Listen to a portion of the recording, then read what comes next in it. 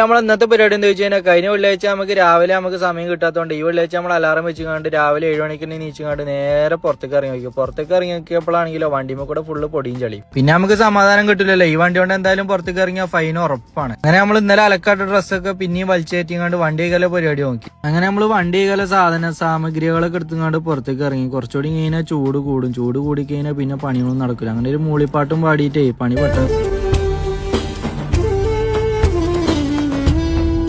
ഞാൻ വണ്ടിയൊക്കെ തുടച്ച് സെറ്റപ്പ് ആക്കി വണ്ടി അവിടെ നിർത്തി. നമ്മള് പിന്നെ നമ്മളെ കാര്യങ്ങളിലേക്ക് കടന്നു. വെള്ളിയാഴ്ച അല്ലേ, പള്ളിക്കൊക്കെ ഉണ്ട്. അപ്പൊ പല്ലൊന്നും തേച്ചിട്ടില്ല. രാവിലെ തന്നെ പല്ലൊക്കെ തേച്ച് കുളി മാറ്റലൊക്കെ കഴിഞ്ഞ് നേരെ പള്ളിക്കൊക്കെ പോലെ പരിപാടി നോക്കി. പള്ളിയൊക്കെ കഴിഞ്ഞ് തിരിച്ചു വായിക്കാൻ നമുക്ക് നമ്മളെ സഫാനെ കിട്ടി. ഓനാണ് ഈ വിമലിനെ പറ്റിയിട്ട് 2 വാക്ക് ഇങ്ങനെ സംസാരിച്ചുകൊണ്ടിരിക്കണം. അങ്ങനെ നമ്മള് പിന്നെ ഫുഡ് കഴിക്കണല്ലോ. അങ്ങനെ ഫുഡ് വാങ്ങാൻ വേണ്ടിട്ട് അടുത്തുള്ള കിച്ചണിൽ പോയി. അവിടെയാണ് ഈ കാല് കുത്താൻ സ്ഥലമില്ല. എന്നിട്ട് അങ്ങനെ ഫുഡൊക്കെ കിട്ടി. അങ്ങനെ അതൊക്കെ വാങ്ങി റൂമൊക്കെ വന്ന് ഫുഡൊക്കെ കഴിച്ചിട്ട് പിന്നെ കുറച്ചേരം റെസ്റ്റ് എടുക്കണല്ലോ. അങ്ങനെ കുറച്ചേരം ഉറങ്ങി. ഉറക്കമൊക്കെ കഴിഞ്ഞ് നീച്ച് പുറത്തേക്ക് ഇറങ്ങി നോക്കിയപ്പോണ്ട് മജീദൊക്കെ പുതിയ ഫോൺ വാങ്ങിക്കൊടുത്തിരിക്കണം. നാട്ടിൽ കൊണ്ടുപോകാൻ 18 Pro Max ആണ് ഇതരെ. കുറെ നേരം ഫോണുമേ കളിച്ച് ബോറടിച്ചപ്പോ ചെറുക്കന്മാരെ അവിടെ കടന്ന് ഫോണുമേ കളിച്ചിട്ടുണ്ട്. അപ്പൊ ഞാൻ അവരോട് ബീച്ചിൽ പോകാൻ. ബീച്ചിൽ പോവല്ലേ? പോവല്ലേ? പോരും.